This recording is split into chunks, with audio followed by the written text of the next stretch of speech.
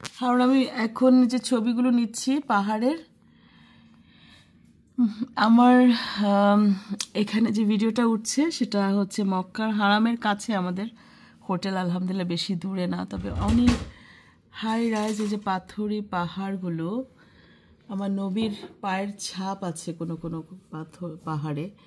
এই পাহাড়গুলোর যে তাৎপর্য সেটা পৃথিবীর অন্য যে কোনো অন্য দেশের পাহাড়ের চেয়ে অনেক ডিফারেন্ট। এটার এই তাৎপর্যের সাথে কোনো কিছু তুলনা হয় না। সবই আল্লাহ তাআলার সৃষ্টি।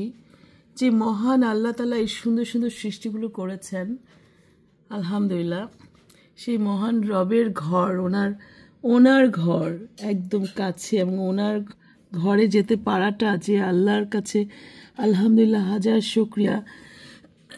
দেখা যায় এখানে অনেক আশেপাশে যত দোকান বা মিসফালা সব অজস্র বাংলাদেশি রেস্টুরেন্ট আছে, দোকান আছে, অজস্র মানুষ এখানে কাজও করে, কিন্তু সবার মনের যে একটা আবেগ সেটা তো সেরকম হয় না।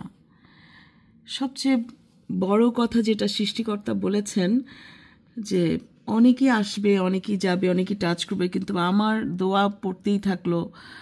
আমার সাথে কানেকশন, মানে আল্লাহর সাথে হৃদয়ের যে কানেকশন, আল্লাহর সাথে যে একটা হৃদয় থেকে আল্লাহর কাছে নত হয়ে, আল্লাহর ভয়ে, আল্লাহকে ভালোবেসে যে কানেকশন, এই কানেকশনটাই আল্লাহ মেনলি দেখবেন।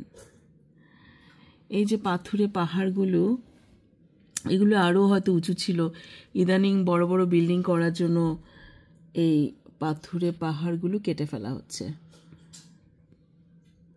সুবহানাল্লাহ, কি সুন্দর আল্লাহর তৈরি এই পাথুরে পাহাড়। এগুলো কেটে কেটে এই বড় বড় ইমারাগুলো তৈরি হচ্ছে। এগুলোর পেটের মধ্যে এই ইমারাগুলো তৈরি হচ্ছে। নিচে গাড়ি চলতেছে, আর হচ্ছে বিল্ডিংগুলো, আমি 12 তলার উপর থেকে দেখছি, মনে হয় যেন ছোটো ছোটো বিল্ডিংগুলো কেউ বসিয়ে দিয়েছে একটা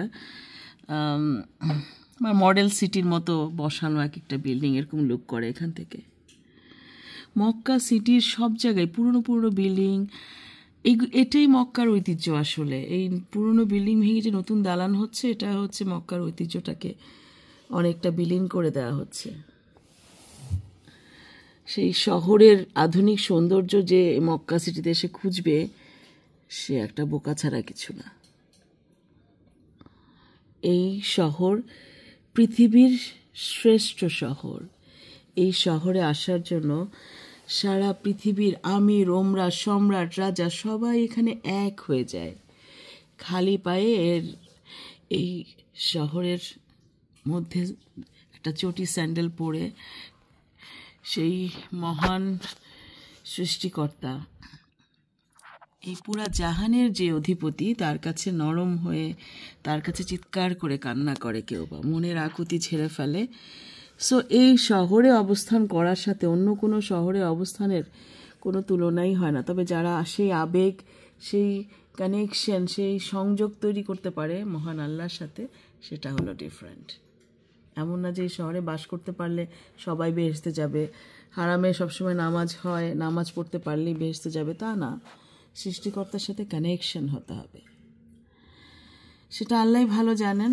তো আমার জানলা থেকে যেটুকু দেখা যায় আমি সেটুকুর একটা ছোট ভিডিও ক্লিপ নিলাম। আল্লাহ হাফেজ।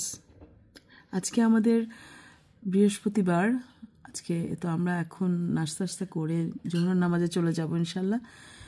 আগামীকাল শুক্রবার, পবিত্র জুমা দিন।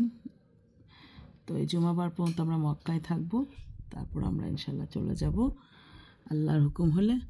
আল্লাহ হাফেজ।